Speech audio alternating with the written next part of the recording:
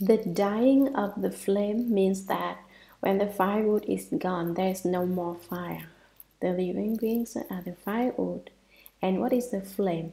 The Buddha observes the potentials of beings in order to dispense the teaching according to their needs. He looks at the potentials of the beings in order to bestow the Buddha, Dharma, and teach and transform them.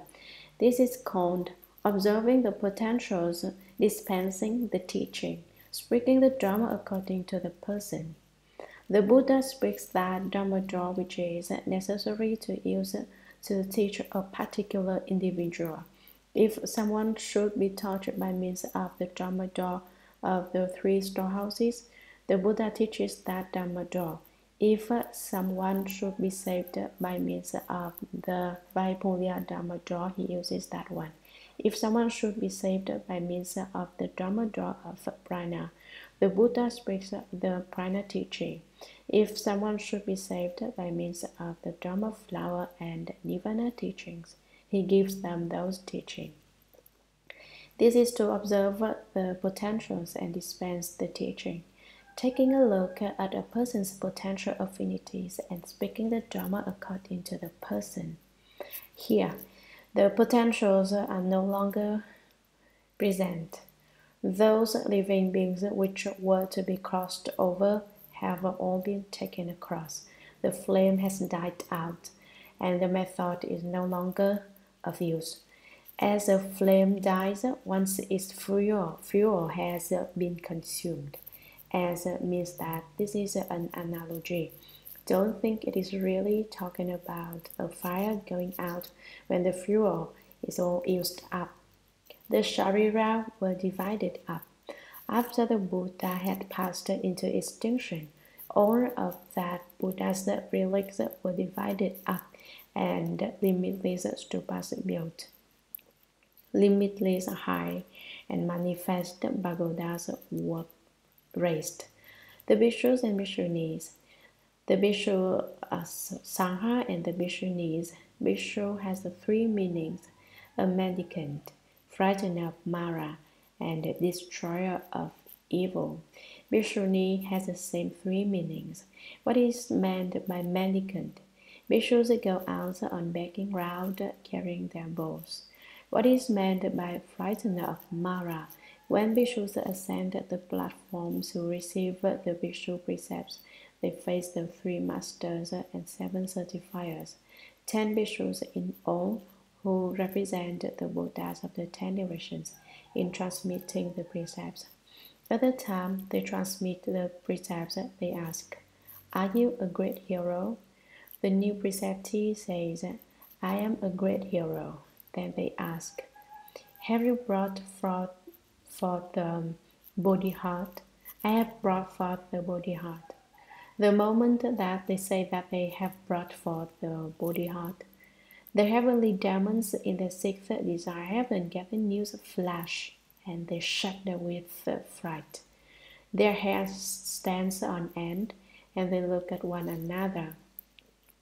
"God, what are going to do? This is terrible. We've lost a demon follower." The Buddhas gained a Buddha follower. If this keeps up, where's it all going to end? They are afraid, and so Bhikshus are called frighteners of Mara. Bhikshu also means destroyer of evil. How do they destroy evil? People are all unaware of the evil within themselves, and they don't know that they should destroy it. To break through evil means to have no afflictions. When there are no afflictions, then genuine wisdom can come forth. So, here in America, I have issued a very unfair law specifically to counteract afflictions and ignorance. Since this extremely unjust law has gone into effect, I have questioned my disciples a number of times, and they say that they have had no affliction and no temper. Why not? I ask, and they say, I don't know. The law may be unfair, but it's extremely wonderful. It's wonderful because it's unfair. If it were fair, It wouldn't be wonderful. The same three meanings also apply to the word Bhikshuni. There are numbered like the Ganges sands. There were as many of them as there are grains of sand in the Ganges River. Redoubled their vigor in advancing. Seeing the Buddha pass into extinction, the bhikshus and bhikshunis cultivated as if their lives depended on it. They cultivated for their very lives. If they starved to death, then they starved to death. So they didn't eat and they didn't sleep. They cultivated all day long. Redoubled means that they worked twice as hard. When the Buddha was in the world, they sat for 12 hours a day. Now they sat for 24. They were extremely vigorous. In their quest for the unsurpassed path, why? They had no one to depend upon. The Buddha has gone. How can we not cultivate now? So they forgot about their slackness and got rid of their laziness. All they had left was vigor in their quest for the Supreme Buddha way. Sutra. The Dharma Master Wanderer's Light reverently kept the store of the Buddha's law. For 80 minor ends, he widely spread the Sutra of the Dharma flower.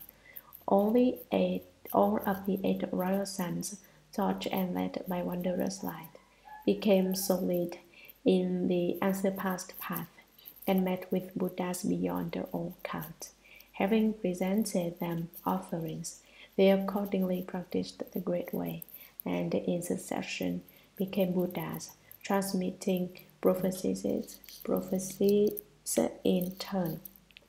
The last of these, a god among gods, was a Buddha by the name of Burner of the Lamp, a guiding master of all the immortals, who brought release to countless multitudes.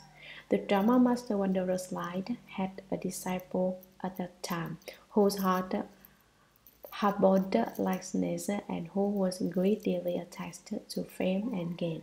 Seeking fame and gain untiringly, he often visited the great clans. He cast aside his recitations, neglected, forgot, and failed to comprehend them. These then were the reasons why he was given the name Seeker of Fame. Yet he also practiced many good deeds, enabling him to meet uncounted Buddhas and make offerings to all of them. Accordingly, he walked the great path and perfected the 6 paramitas. Now he meets the Shakyan lion. Later, he will become a Buddha by the name of Maitreya, who will broadly take all beings over, their number far beyond all count. Commentary. The Dharma Master Wanderer's Light reverently kept the store of the Buddha's law. He reverently received the Buddha's Dharma jewel, holding it as it were above his head. For 80 minor ends, he widely spread the Sutra of the Dharma flower. All of the 8 royal sons, the 8 sons of the Buddha brightness of sun, moon, lamp, taught by and led by Wanderer's Light. They bowed to the Dharma Master Wanderer's Light as their master. The Dharma Master Wanderer's Light taught and transformed them so that they became solid in the unsurpassed path. They brought forth the solid resolve to seek the Supreme Way, the highest Buddha way, and met with Buddhas beyond all count. They met a lot of Buddhas, an uncountable number of them. Having presented them offerings, they presented offerings to as many Buddhas as they met. They accordingly practiced the Great Way. They made offerings to the Buddhas and then followed them to cultivate and sought the Buddha way, and in succession became Buddhas. The 8 royal sons in successive order became Buddhas, transmitting prophecies in turn. Not only did they become Buddhas, but they bestowed predictions upon each other right down the line. The first transmitted the prediction to the second, and the second to the third, and so forth to the eighth. The last of these, a god among gods, the Buddha is called the god among gods, was a Buddha by the name of Burner of the Lamp, the guiding master of all the immortals. He was a mighty master and guide of all gods and immortals, who brought release to countless multitudes. It is not known how many living beings he saved. The Dharma Master Wanderer's Light had a disciple at that time whose heart harbored laxness, and who he didn't think to be vigorous. What he thought about all day was being lazy. If he wasn't thinking about sleeping, he was thinking about climbing on conditions, and when he returned from climbing on conditions, he went back to sleep. When he was done sleeping, he ran back out to climb on conditions. All day long, he was greedy, attached to fame and gain, seeking fame and gain untiringly. He had no other task all day but to seek for fame and profit. What kind of scheme can I cook up to let everyone know my name? He thought. He advertised himself everywhere, saying, I am so and so, do you know me? I have got the most cultivation. Among those who have left home, I work harder than anyone. I recite sutras and I bow to the Buddha. I get up at 3 in the morning, and at midnight I haven't gone to sleep. What am I doing? Cultivating the way. If I'm not investigating dhyana, then I'm reciting the Buddha's name or bowing to the Buddha. He was always bragging about himself and buying himself billboards, advertising signs, and putting ads in a paper telling about how hard he cultivated and how devoted he was to his work. That's how he cultivated fame. And what about seeking gain? Fame and gain together. If you have fame, you'll have a profit, and if you have profit, you'll gain fame. He went around promoting himself, seeking for fame, afraid that people wouldn't know his name. Once they knew, some of the blind ones said, that monk is a cultivator. Didn't he tell me so himself? We should all go make offerings to him. And they all made offerings. Having sought fame, he got it, and having sought gain, he got that too. He sought them untiringly. Why? Because he had an easy time getting what he wanted. He just asked and it was given. He sought and it was found. However, when he got them, he wasn't satisfied. He received, but it was not enough. He was still unsatisfied. The more the better. He was insatiable when it came to profit and reputation. He often visited the great clans. Often means that he went there 3, 4, or 5 times a day. The first he'd come back with perhaps $500. Then he'd think, I didn't get very much, I'd better go out again. I have plans to do such and such acts of merit and virtue. Give me a little more, he'd say, and this time they wouldn't give him 1,000. He would give him 1,000, twice as much. Great clans are wealthy, made up of many wealthy people. When they see a monk coming to beg, they will give him as much as he asks for. If he got 500, he'd ask for 1,000. When he returned with his 1,000, he'd think, I didn't ask for enough. They'd have given me 10,000 if I'd asked for it. And that night he would return saying, I have completed my acts of merit and virtue, and now I have yet another act of merit and virtue which must be done, and it is extremely great. But give me but $10,000 and I can complete the job. The wealthy person hears him say this, and he takes out $10,000 and gives it to him. He gets his way very easily. He goes out again and again to beg for money and ends up spending his whole life begging. He cast aside his recitations because he was always out running around and climbing on conditions. If you asked him which sutra he knew, he didn't know a single one. If you asked me, well, what about the Shastras? Which one have you studied? He couldn't remember one of them. Then what about the Vinaya? He wasn't familiar with the Vinaya either.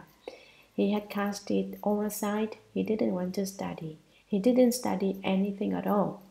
Neglected, forgot, and failed to comprehend them. Neglected means that he pushed them away. There were sutras around, but he didn't read them. He neglected them. Because he didn't read them, he forgot and failed to comprehend them. That is, he couldn't remember them clearly. These, then, were the reason why he was given the name Seeker of Fame. He was known as a Bodhisattva Seeker of Fame, fame-seeking specialist. Yet he also practiced many good deeds. Although he begged and was forever climbing on conditions, still he did a lot of good things. Sometimes when he begged, he didn't keep the money for himself, but used it to foster merit and virtue. He fostered merit and virtue doing all manner of good deeds, thus enabling him to meet uncounted Buddhas. Because of all the good he did, borrowing flowers to give the Buddha, he borrowed other people's flowers to present as an offering to the Buddha. He nonetheless had a bit of merit and virtue himself and make offerings to all of them. In the presence of the Buddhas, he cultivated by making all manner of offerings. Accordingly, he walked the great path. He also always accorded with living beings and sought the great, unsurpassed, great way, and perfected the 6 paramitas. Because he did many good deeds, he perfected the 6 paramitas. Giving, he went out to beg, and when he came back, he didn't keep what he got, he gave it away. Morality, he cultivated the precepts, the regulations. Patience, if someone scolded him, he pretended he hadn't heard it. How did he do that? His face was like rubber, as thick as an automobile tire. If someone scolded him, he paid no attention. If someone hit him, he just pretended it didn't happen. He knew how to be patient. With a face like a rubber, no matter who treated him impolitely, it was as if nothing had happened. He looked like a beggar, and he begged for his food. Why do those who have left home take their bowls out to beg for food? They also want to adopt the style of a beggar and have no mark of self. No matter how impolite you are to them, they act as if nothing had happened. Maitreya Bodhisattva's stomach was like the sea. You could float a boat in it. His heart was the heart of a Buddha, extremely compassionate. He was a short verse, which I have explained to you before, but will repeat for you now. The old fool wears a tattered robe and fills his belly with plain food. He makes the rocks to keep his body warm and lets the myriad of affairs just take their course. Should someone scold the old fool just says, fine. Should someone strike the old fool, he just lies down to sleep. Speak right in my face, he says, and I just let it dry. That way I save my strength, and you have no affliction. This kind of paramita is the jewel in the wonderful. Now that you know this news, how can you worry about not attaining the way? The old fool is a very old man who wears ragged clothing. When I eat, he says, I don't use oil or salt. I eat until I'm full and then forget it. That's how he cultivates the practice of patience. He can endure hunger and thirst, heat and cold. So he says, he fills his belly with plain food. It may be tasteless, but when he eats it, it tastes just fine. When his clothes rip, he patches them to keep out the cold, and whatever happens just happens. It's all taken care of according to conditions. They come, they go, they come, they go. According to the way things are, they take their course. If someone starts scolding the old fool, he just says, I must really thank you. You're a very good scolder. You've scolded me wonderfully well. I simply love to hear the sound of your voice scolding me. That's how he handles it. If someone strikes him, he just lies down. If you hit him again, he just goes to sleep. Go ahead and beat me as you please, he says. Spit right in my face and I just let it dry by itself. That way I don't have to put out the energy to wipe it off, and naturally you're not going to have any way to fight me because I'm just like a wooden statue without feelings and without awareness. He says, this kind of paramita, this perfection to patience is the jewel in the wonderful. If you know this news, how can you worry not about not completing the way? So, although on the one hand, it looks as if Maitreya Bodhisattva seeks name and profit, he also truly does the work and is not afraid of bitterness, of bitter practices in his cultivation. What are bitter practices? The more difficult something is, the more you should want to do it. You should do the things others cannot do, the things that other people don't want to do, I do. For example, wherever Maitreya Bodhisattva goes, he specializes in cleaning the toilets. That's the dirtiest work there is, but he does it exclusively. He gets up early, sneaks into the bathroom, and cleans the toilets until they sparkle. He does the most difficult work, the things that no one else wants to do, and in doing it, he's not afraid of suffering. The more he does it, the more he likes to do it. So there he is, Maitreya Bodhisattva with his big belly, always opening his mouth to laugh. He doesn't fear suffering while he works. It's not like us who type for a while and then feel that our hands ache, or print a few sheets and find it too much trouble. In the beginning, it was a very interesting work, but after 2.5, not even 3 days, too much trouble, too much work. Who told you to do it in the first place, huh? When you started out, you didn't find it troublesome, but after a while it gets tiring. That's simply too stupid. Wouldn't you say it was stupid? When you do merit and virtue, you undergo some bitterness. You can't just do it for 1 or 2 days. No matter what people do, haven't I told you this before? They should be solid, sincere, and persevering. You should have these 3 qualities. Your resolve must be solid. No matter what kind of work you're doing, you must be firm.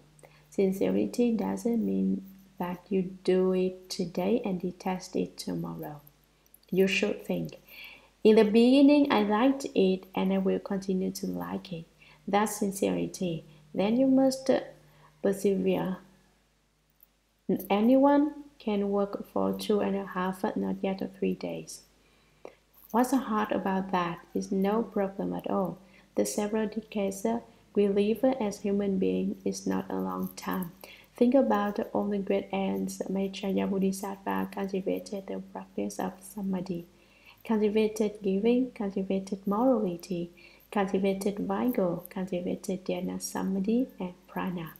All those great ends were to him just like a single day. And we work for 2.5 days and are fed up. Didn't you know when you began? If your work, of course, is going to be trouble. If you don't want to be troubled, the best thing to do would be go to sleep. There's no trouble at all, so all go out and beg Lamon conditions. That's no trouble either. When you get there, say, I am a monk, you should make offerings to me. I now need 5,000, hand it over, and they give it to you. It will take no effort on your part at all. However, things that take no effort have no real worth or value, and they create no merit and virtue to speak of, because it is merit and virtue which you told other people to do. You didn't do it yourself. Therefore, you should be like Maitreya Bodhisattva. You should have his patience and vigor.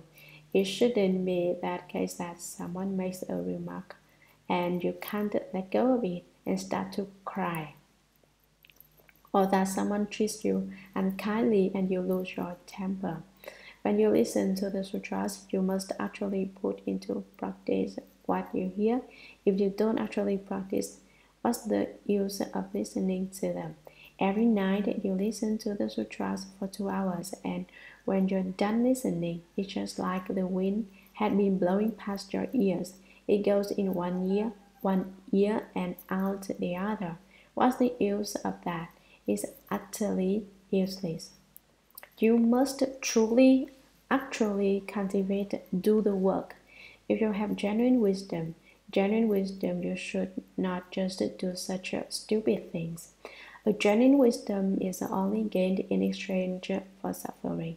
It is not obtained without the least bit of effort. It is not obtained without the slightest bit of cultivation, nor is it obtained by being afraid of happiness, of bitterness, hardship, or poverty.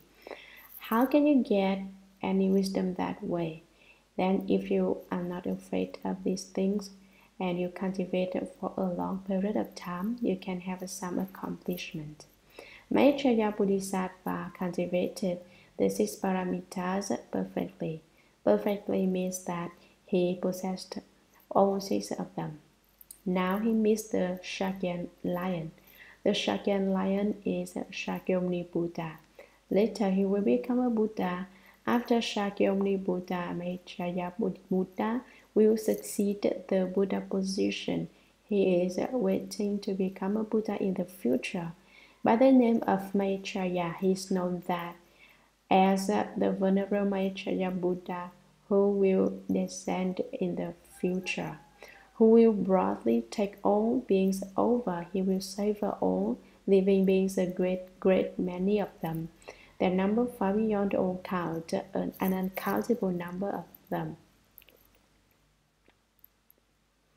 Sutra. After that Buddha had passed into extinction, the indolent one was you, and the Dharma Master Wanderer's Light was I myself, now present here. Commentary. After that Buddha had passed into extinction, who would you say that Buddha was? It was the Buddha brightness of sun moon lamp. The indolent one was you, the lazy Bodhisattva was you, Maitreya Bodhisattva, and the Dharma Master Wanderer's Light.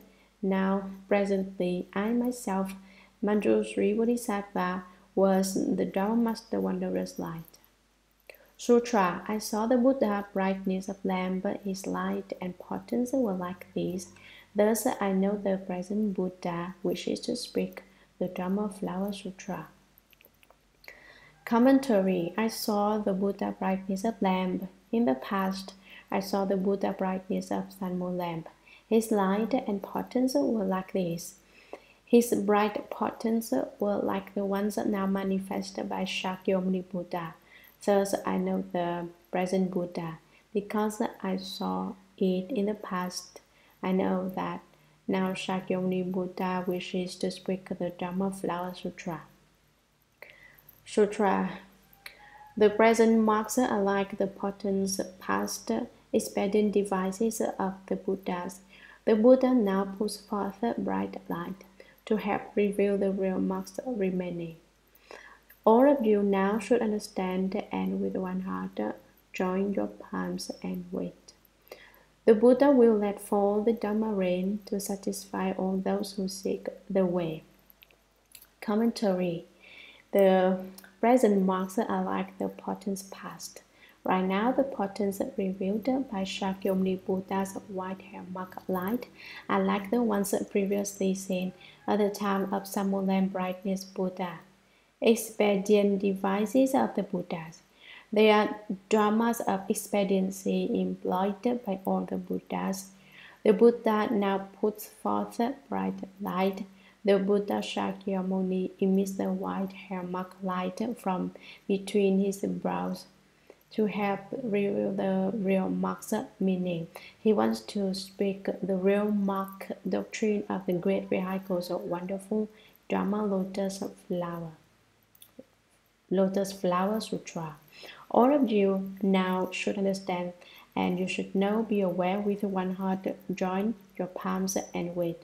Put your palms together, focus your attention, concentrate, and wait for the Buddha to speak the supreme wonderful Dharma.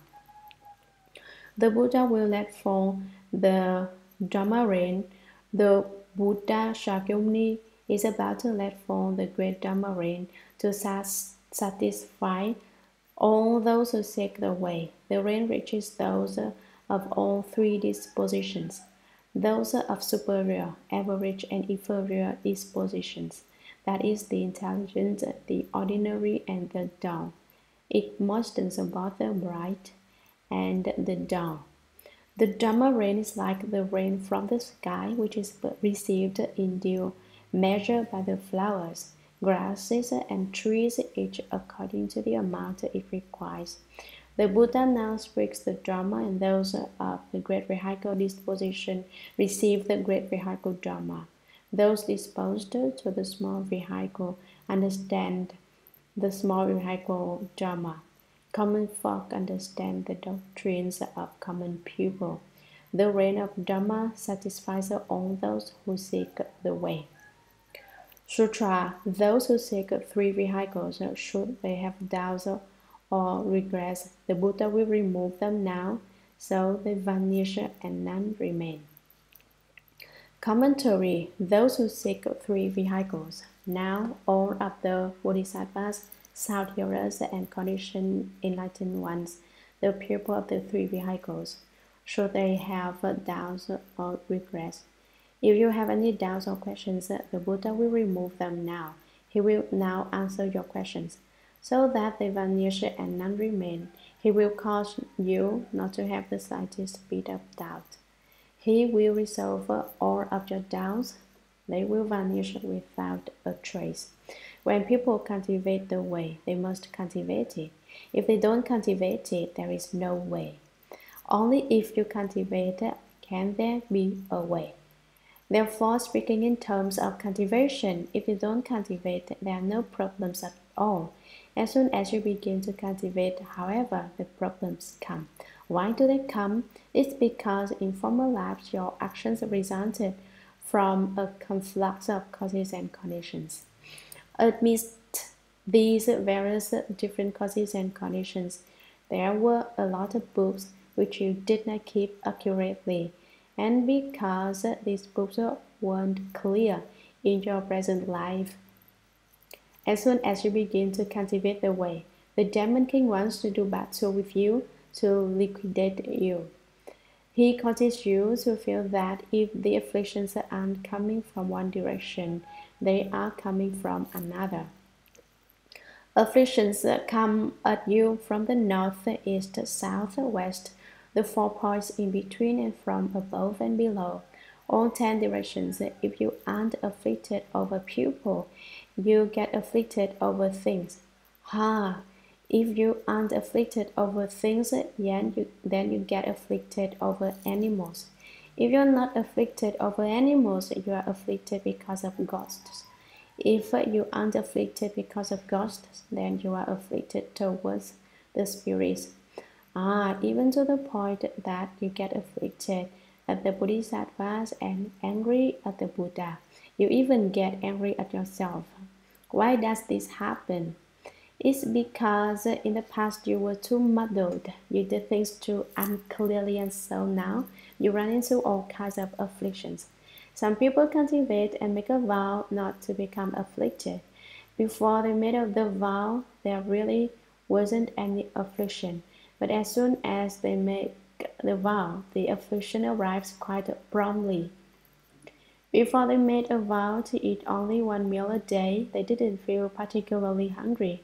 But as soon as the vow was made and they finished eating, they're hungry. So hungry they can't stand it. I'm starved, I'm exhausted, I can't even stand up, and I can't sit comfortably either. It's strange, very strange. What is the principle involved? Well, when you go to school, after you have studied for a while, you take a test. If you pass the test, you can ascend a grade. If you don't pass, you have to repeat the course. Cultivation is the same. If you cultivate the way, the Dharmas will test you to see ultimately if you can endure it or not, if you can bear it or not. I often tell you that you must endure what others can't endure, take what others cannot take, eat what others cannot eat, and do what others cannot do. That's how you should be. That's the basic job of cultivating the way, and one who can do this can be considered a cultivator.